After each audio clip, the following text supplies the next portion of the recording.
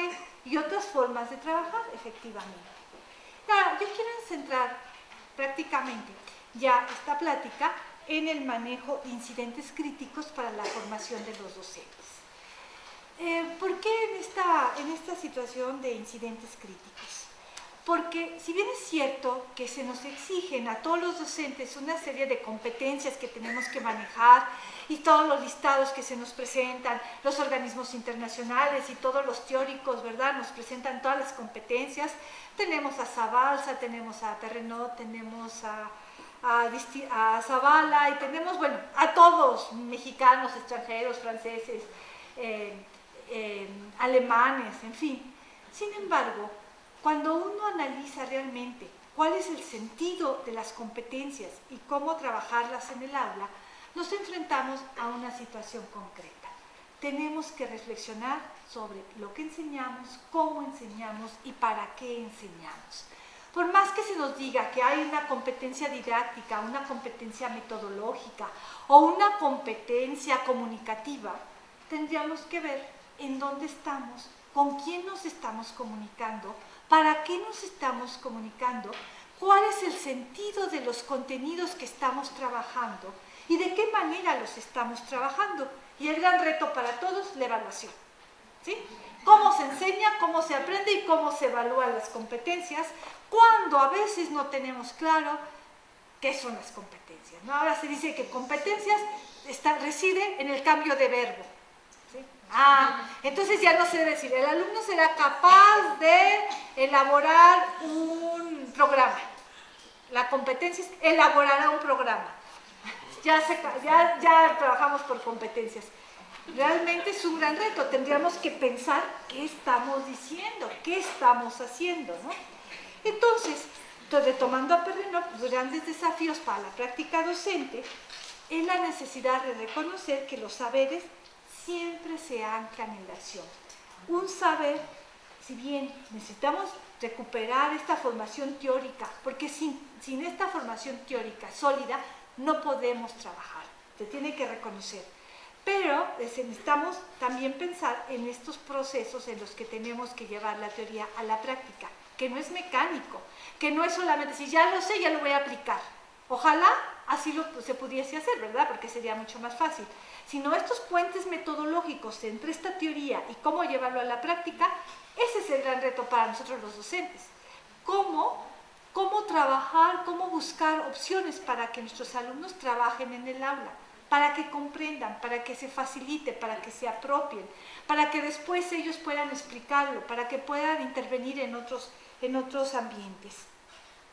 Ahora, aceptar como característica inherente a la lógica de la acción el desorden, lo incompleto, la aproximación de los saberes movilizados. Es decir, el mundo no está ordenadito. Si bien encontramos todo organizado didácticamente, estos procesos de elaboración, ¿sí?, son procesos que nos llevan a la organización interna, porque la información está. Lo importante es cómo lo organizamos cada uno de nosotros y el gran reto que implica buscar que el alumno organice, pero el alumno organiza también de acuerdo a sus esquemas, ¿no? Entonces, establecer los vínculos entre los saberes y las situaciones concretas y la necesidad de tener una práctica personal de la utilización de estos saberes en la acción. Entonces hablamos de un profesor reflexivo, de un profesional capaz de analizar el contexto de su actividad y de planificarla, de adaptar la enseñanza a la diversidad de construcción desde una visión propia. Pero entonces, ¿qué implica la reflexión, no? En este sentido, solamente implica una indagación crítica, una acción consciente, una comprensión del conocimiento práctico personal y una también descripción autorreflexiva. ¿Pasamos?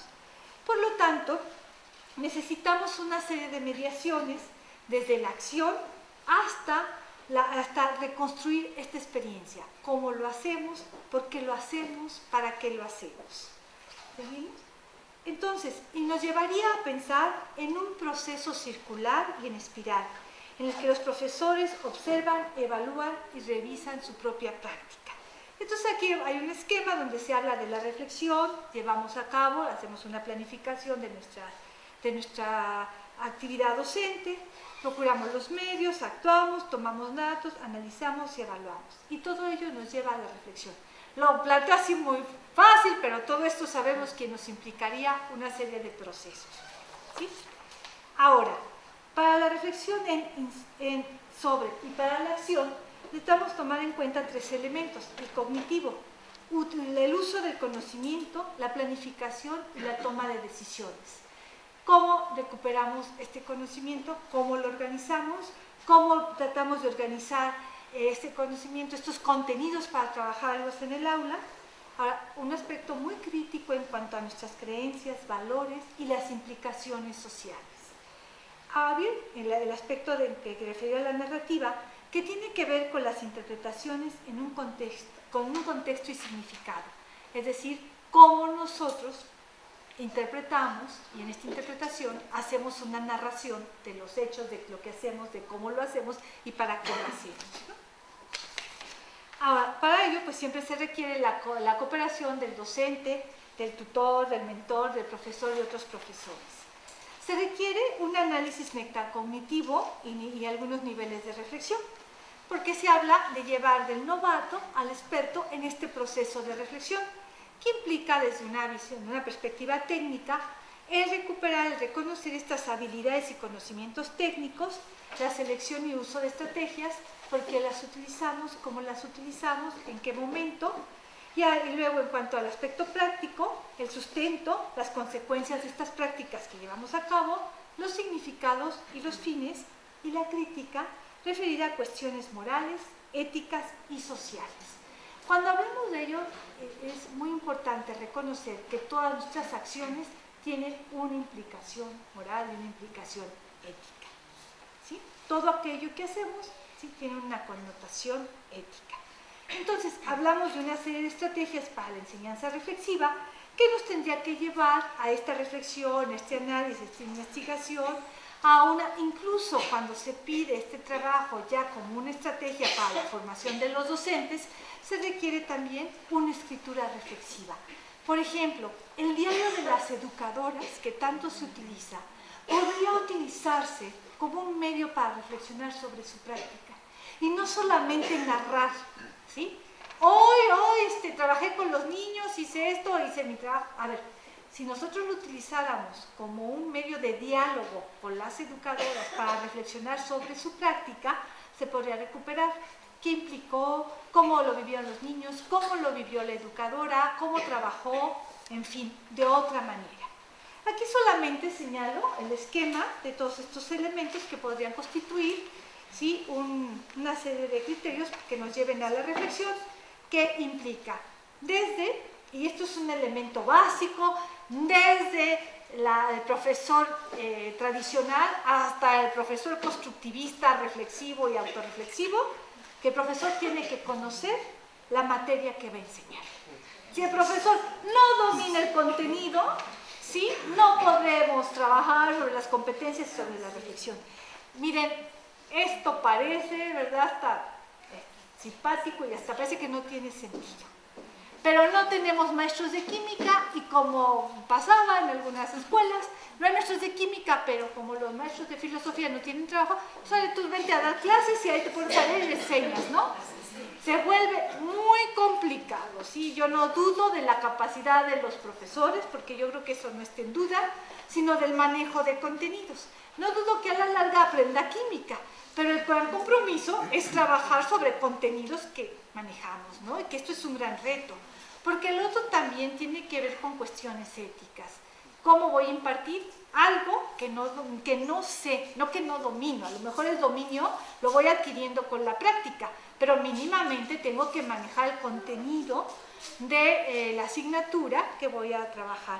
Y aquí se habla de un esquema general, pero a mí me interesa pasar a lo siguiente, a los saberes profesionales del docente, que esto lo tomé de Tardif, un autor canadiense que ahora se ha recuperado mucho, donde recupera esta visión humana, esta visión del docente como persona, donde se dice que los docentes, para que nosotros podamos trabajar realmente con una perspectiva crítica y formarnos, tenemos que pensar cómo nos hemos formado, cuál es nuestra visión del mundo, cómo nosotros también tenemos nuestros propios valores, cómo estos valores se han modificado en función del contexto, de la práctica, de las situaciones específicas donde nos vamos desenvolviendo.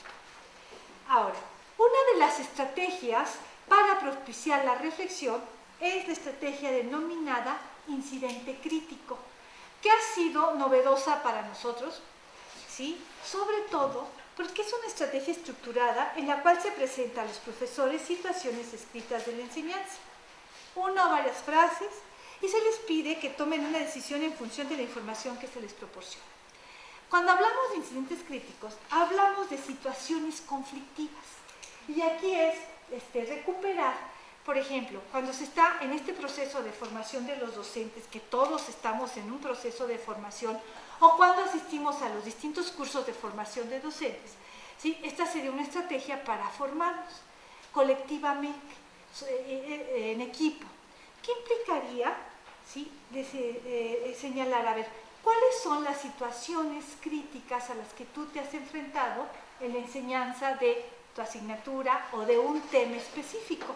Y entonces se puede pensar, a ver, vamos a hacer equipos, en los equipos, cada uno de los docentes, ya sea el profesor de biología, de matemáticas, de química, o los maestros de educación básica, la lectoescritura, o la enseñanza de las matemáticas, en fin, ¿cuáles son aquellas situaciones críticas en las que de pronto me encuentro ante una situación en la que no sé qué hacer, o tomo la decisión porque hay que tomar decisiones?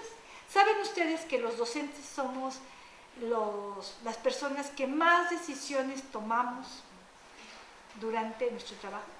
Nuestras horas de clase, en nuestras horas de clase, durante nuestra jornada laboral, durante nuestras horas de clase, tomamos un gran número de decisiones, porque podemos llegar al grupo con la clase estructurada, pero resulta que no sirve el equipo, no sirve el material, nuestros alumnos no leyeron, nos toca la clase después de la clase de deportes o después del descanso, o por ejemplo, algo que a mí me impresiona es que se den matemáticas a las 3 de la tarde, ¿sí? Cuando todo el mundo tiene sueño, todos tenemos sueño, en fin, hay una serie de condiciones que no están a favor. Sin embargo, tenemos que tomar decisiones para trabajar con los alumnos, porque a pesar de todo ello tenemos que trabajar. Entonces, estas situaciones conflictivas a las que nos enfrentamos cotidianamente, ¿cómo las podemos recuperar en una estrategia de incidente crítico en donde señalemos el contexto en el que acontecen estas situaciones críticas, la descripción de la problemática, las posibles causas que explican lo sucedido y las soluciones que parecen más acordes a los problemas planteados, de acuerdo